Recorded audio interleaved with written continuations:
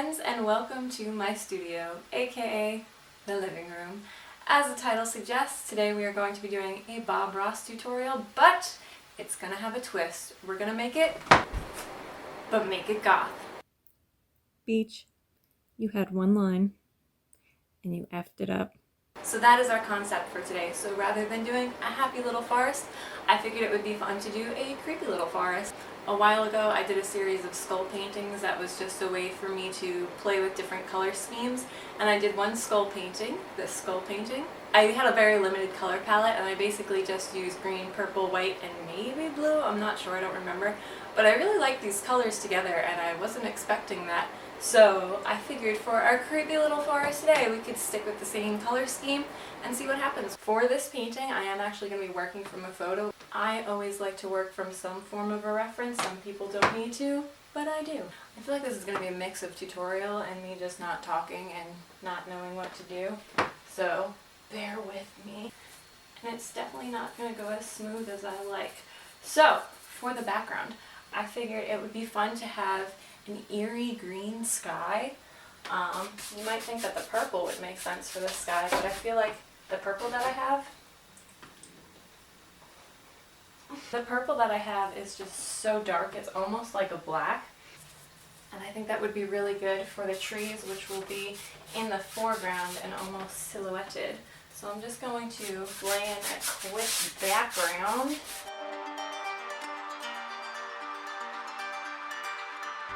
Okay, so for our horizon line, because the front of the picture, I'll put the picture on the screen again, is so much darker, I am going to try and mix in some of that purple into that green. And these two colors, I don't know why, the way they work together, it's kind of magical.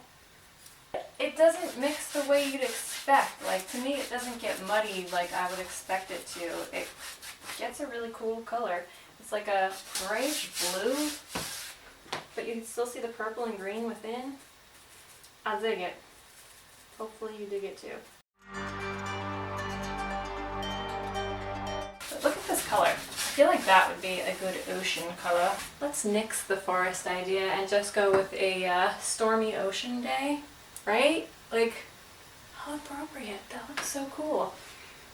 Yeah, as I talk up my own painting, it's fine. Okay, so we're going to use the reference as like a loose reference. Rather than it being daytime, I'm going to do a creepy night scene, or at least that's what I'm going to go for. We'll see what happens.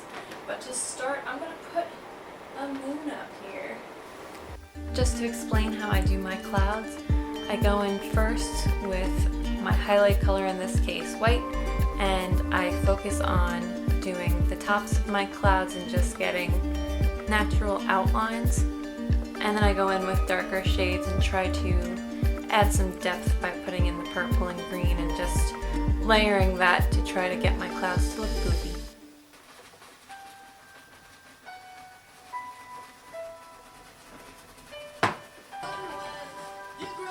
I put on the struts for background music and YouTube brought up this. It knew!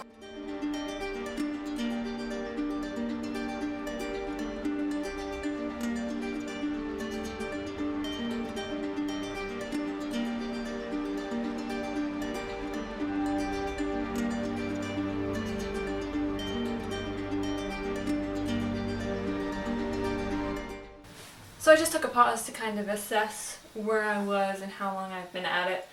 So I've been at it for about an hour now. As you can tell, the wig has come off because the wig cap was giving me a headache, and if I'm going to be doing this for who knows how many more hours, I wasn't going to be able to keep the wig on, so you get a diluted goth at the moment. Are we sure we don't just want this to be a seascape and we can be close to being done? Wouldn't that be great? I'm not thrilled with the sky at the moment. I really should have just used a night sky reference from the beginning and then laid my forest over it. Yeah, that's where we are. We will persevere. For this next part, I'm probably going to be starting to lay in the foliage and then some trees. Hopefully it'll start looking better. I feel like always when I start out a painting, I'm always like, what the hell? It looks like poop. And then if I keep painting, it usually ends up looking okay, but it goes through some ugly phases first, so it's okay, we'll get there. I'm confident we'll get there. We better get there. So the clouds are not where I want them. I'm not thrilled with them, but I have a feeling most of them is going to be covered, so I'm not going to drive myself crazy right now. Whatever ends up showing in the final piece, I'll go back and I'll make sure that the light looks like it's coming from the moon and try to clean it up, but right now we gotta move on. So let's move on. Alright, it's foliage time, bitches.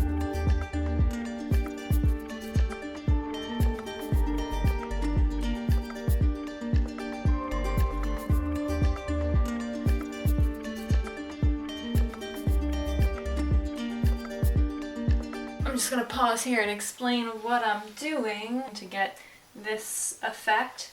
Is I'm loading up half of my brush with green and half of my brush with white, and then I'm just kind of stippling that, and it gives you that general leafy pattern and adds some depth because you're getting the dark of the green and the light of the white. And then I can even take that further, and if I loaded purple all the way on the end there, I could get even more depth and have that tuck back there.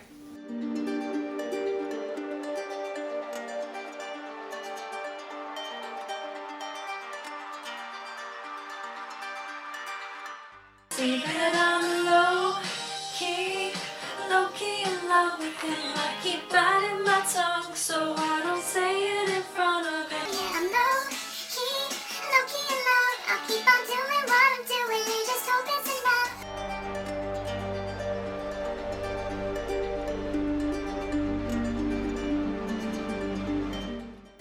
The magic of these two colors is this purple is so dark to begin with. It is such a good shade color, but then when you mix this purple and this green, it is like better than black because it's still so colorful, but it's such a deep color and I freaking love it. But it's like a really great shading color. I'm just gonna try to add spots of this really dark color in here in my path that I'm creating, and then I'm gonna also add plain purple that I'm gonna go across and try to drag out, and then I'll probably add purple with a little bit of white just to get variation on the path to show spots where the moonlight is hitting the path. Out for a stroll in the moonlight. Anybody?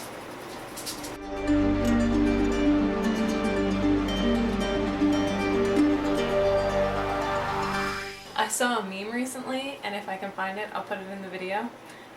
But it basically showed a shrimp with its little curved self and equated it to an artist, and I was like, yep, that's me. And I feel like every time I look over, I realized how hunched I get painting, and I even lowered my chair. 'Tis the life of an artist. What can you do? So I'm going and I'm adding white around this little path here because I figure the moon's going to be shining through. We're going to have trees on this side and we're going to have a big tree on this side.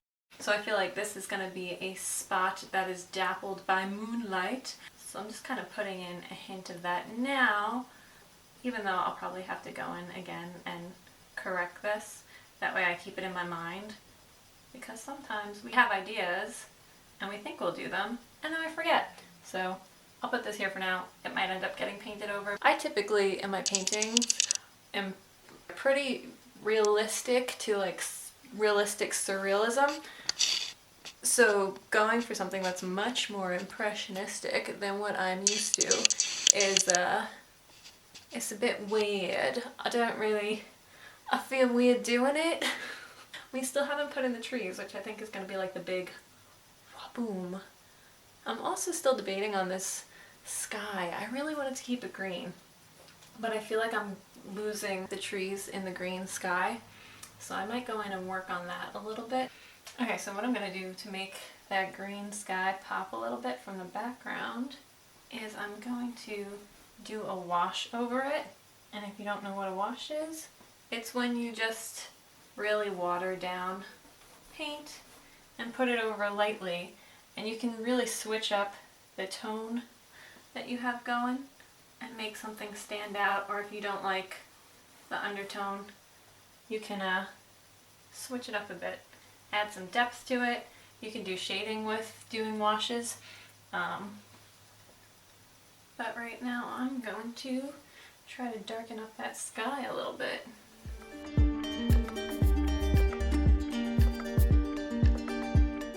Are we ready for these trees? I'm excited for the trees. I feel like, at least I hope, this is what's gonna make it all come together right now over me.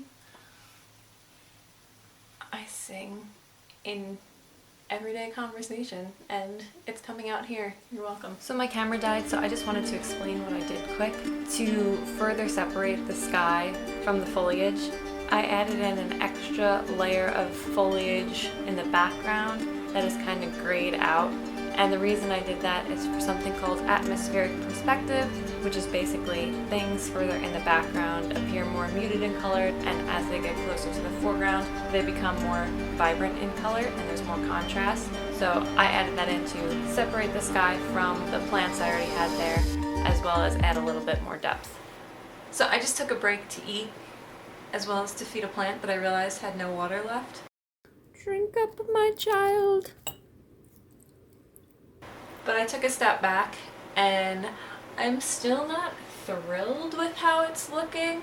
One of the things that was poor planning on my part is I put this tree here and I thought I'd just leave it mostly sticks and not put a lot of foliage, but then I started putting in the foliage, which I probably shouldn't have. I probably should have just left it. And it covered up our moon. I'm not loving that. But these are all the background trees. Now we're going to move into the foreground and make slightly darker trees closer to the front. I hope I don't get too tree crazy. And then we're going to leave our big tree for last. I think I will go in and add some foliage here behind where that tree is going to be. So yeah, moving along.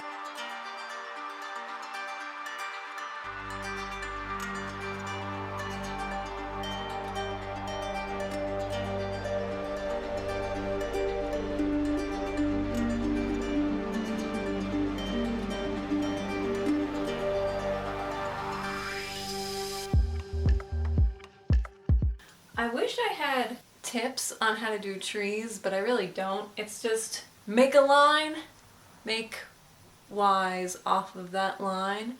But I know some people when they draw trees, it's like harsh Y's and they're going really far off. But you just want them to kind of veer from the main branch. You don't want it to starkly go offline. I don't know how to explain it. I feel like it's something you have to get a vibe for. Hopefully watching you can kind of see that I don't make like a harsh turn and go that way, like just out. It's kind of like you let it flow out that main line. I'm going to add one more tree here and hopefully I can illustrate what I mean. So have a tree come up. Try not to follow the tree that I have in the background exactly, but just make one branch. Whoop.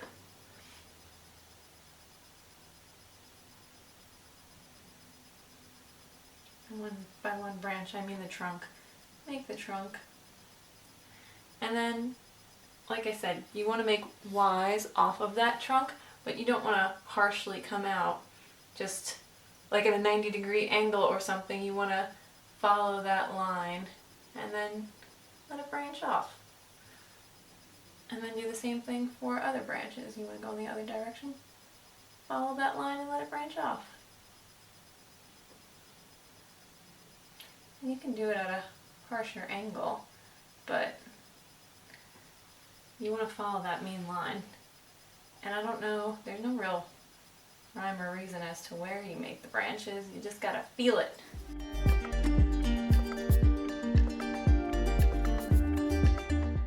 Okay, so now that we have a pretty decent background, the main focus that we're missing is that large tree, which is going to be covering probably a lot of this. I love how I spent so much time on the clouds and now you barely see them. Like, what?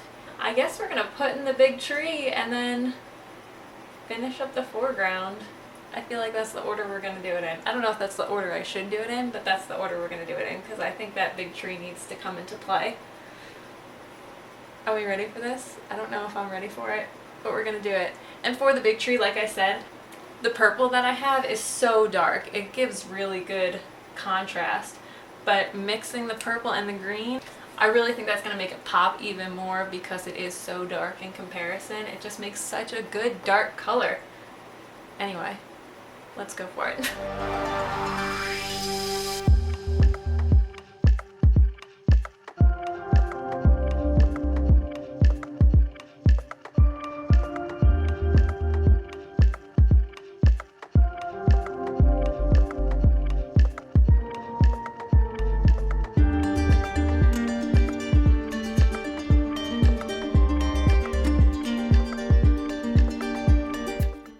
I can't be the only one who does this, really.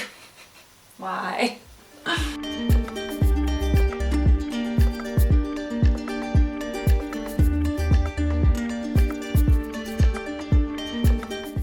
Okay, I just took a break. My thoughts are, we really can't tell that this is our moon anymore, and I feel like it's just an awkward open spot in the tree. So I think I'm gonna cover that up, and then I'm gonna have the moon higher in the sky, have moonbeams specifically coming down, and then probably darken up the sky a little bit to make it look more like night. And then I think we're gonna call it. We're gonna move forward and see how it goes. Hopefully it works out.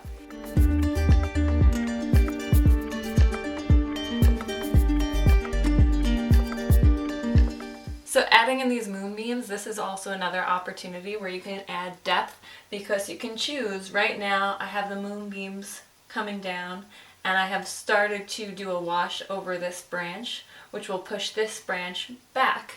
And then if I don't put it over this branch, it'll make this branch appear forward.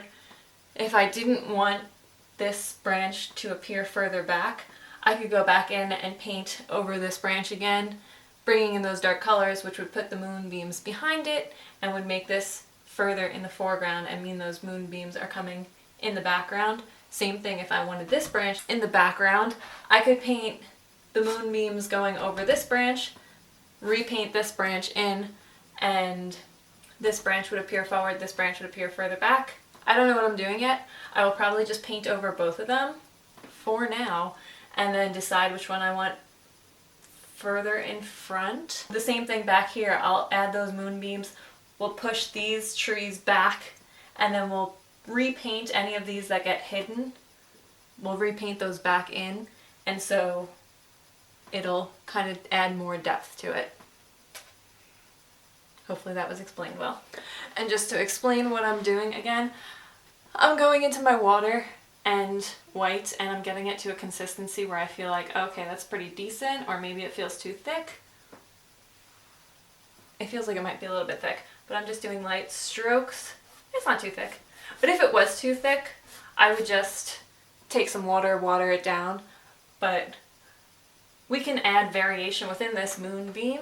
We can add variation of more dense light spots and not as dense light spots, because that'll give you an idea of the tree foliage above that you don't see. So just things to think about. And also trying to get these moonbeams to come from one source. I think right now this beam is looking a little bit off kilter. So let's just try to get them all going kind of the same way and not bent, because that's going to ruin the illusion.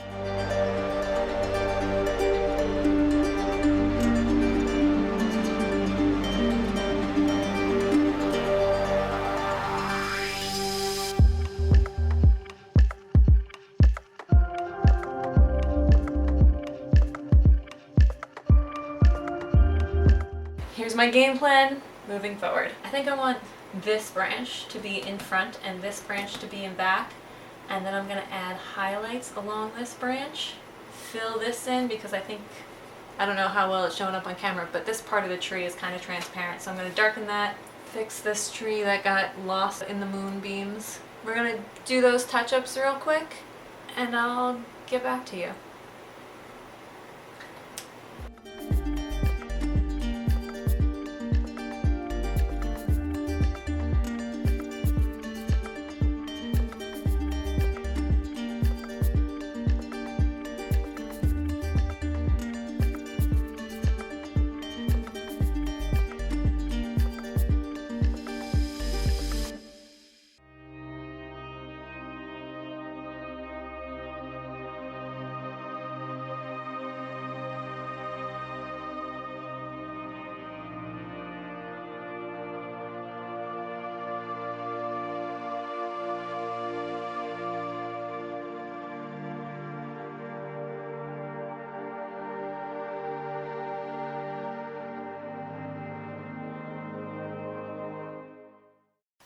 final piece. I hope you enjoyed watching. I hope I was able to teach you some things or you had some fun watching. If you want to see other art that I do, feel free to follow me on Instagram. I will put it here somewhere and I will link it below.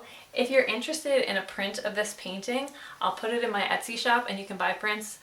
I might list the original as well, I'm not sure, but I will list my Etsy shop below as well. Thank you so much for watching and I hope to see you in the next one. If you like it, please like. If you want to see more, please think about subscribing. Thanks again for watching. Okay, bye! I need something bigger, but not as stiff. If you want to subscribe to see more, please see more. What? The reference photo that I took. And we're running out of battery. Shite!